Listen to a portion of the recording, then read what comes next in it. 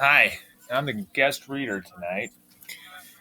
So I'm going to share a book with you called The Math Curse. As soon as I get my Chromebook ready to go here.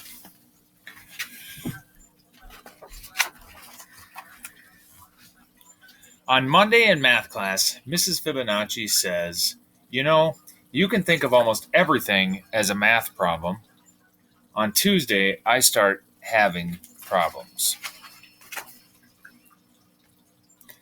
I wake up at 7:15 and it takes me 10 minutes to get dressed, 15 minutes to eat my breakfast, and 1 minute to brush my teeth. Suddenly, it's a problem. If my bus leaves at 8 o'clock, will I make it on time? How many minutes in an hour? How many teeth in one mouth? I look in my closet and the problems get worse.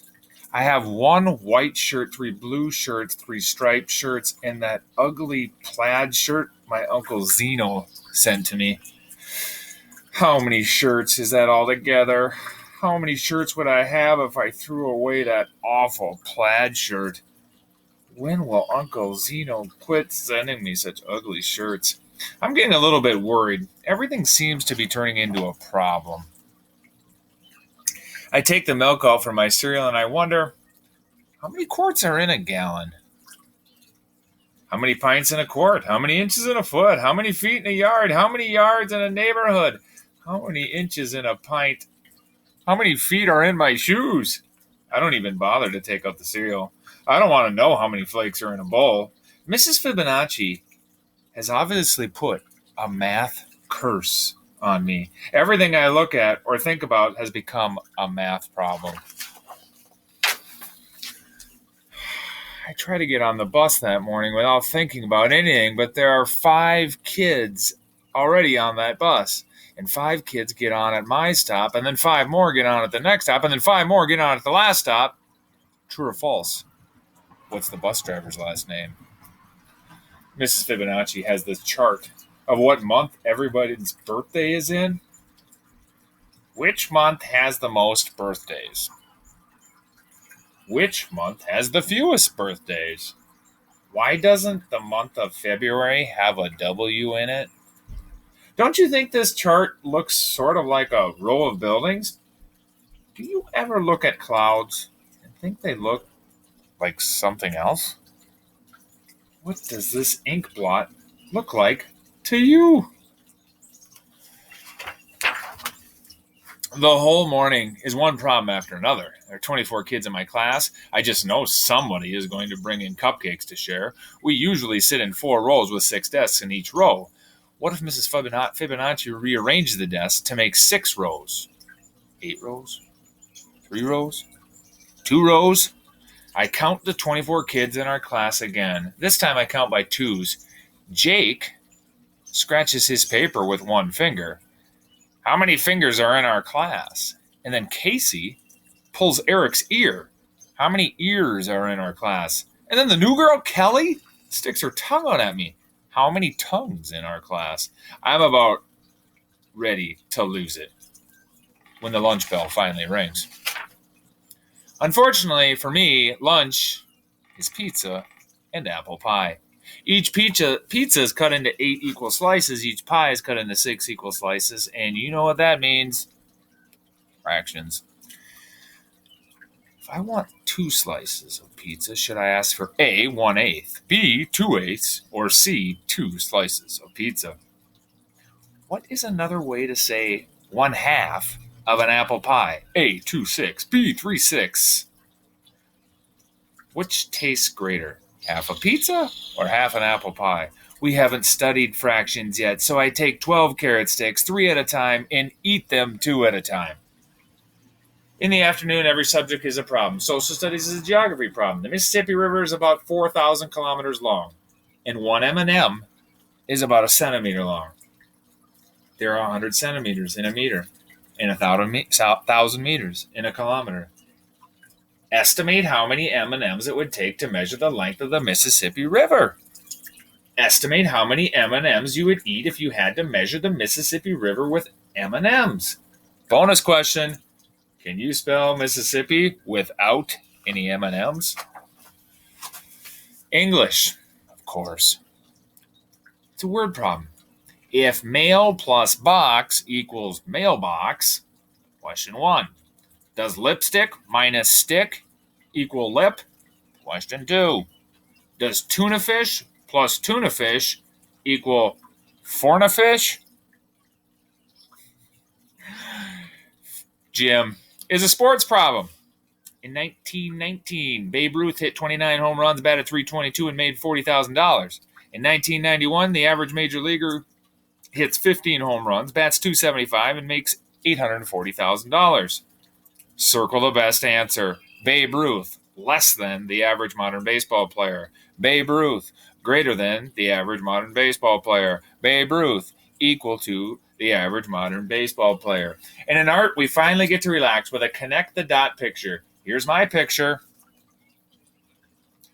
Too bad it turns out to be a connect the ancient Mayan numerals picture.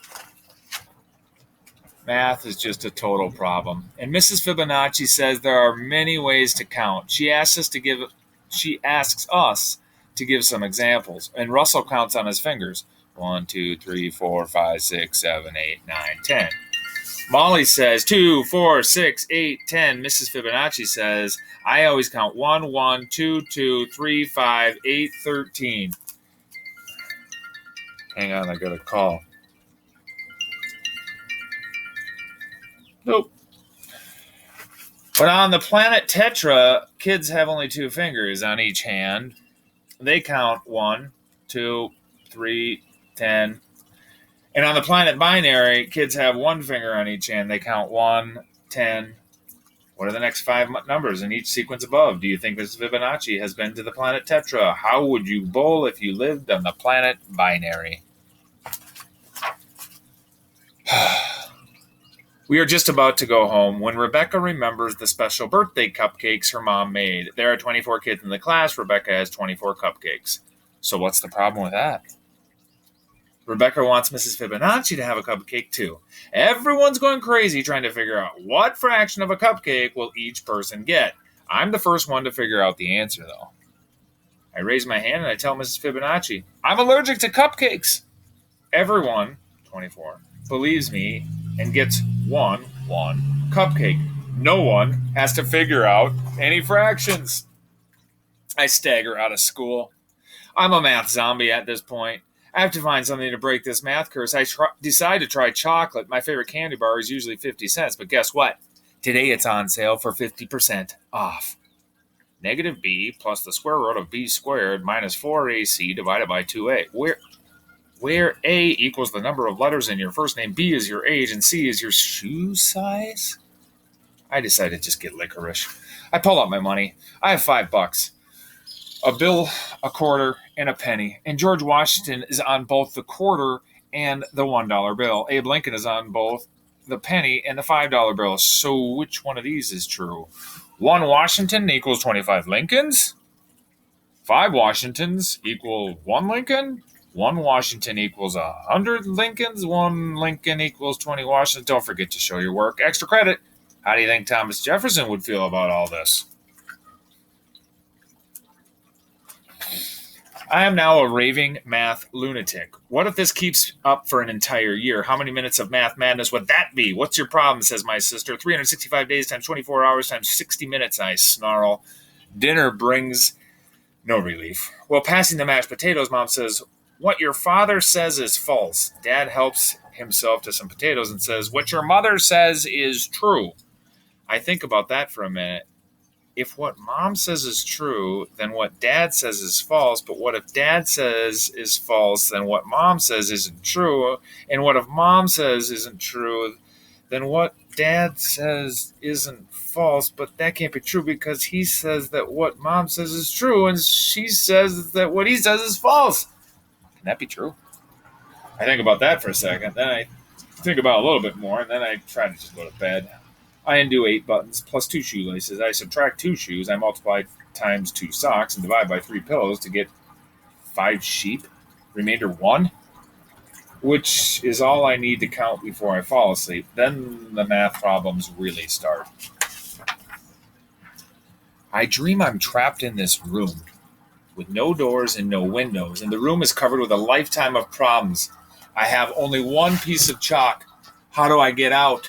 I'm about to give up, and then I die. When the answer to my problem becomes true, fractions. I break the chalk in half, then I put the two halves together. 1/2 plus 1/2 equals 1 whole. I put the hole on the wall, and I jump out. I'm free! I wake up. It's Wednesday morning at 7:15. It takes me 10 minutes to get dressed, 15 minutes to eat my breakfast, and 1 minute to brush my teeth. My bus leaves at 8 o'clock. What time will I be ready? Check. 7:41. No problem. I've broken the math curse. I can solve any problem. My life is just great until science class when Mr. Newton says, you know, you can think of almost everything as a science experiment. The end.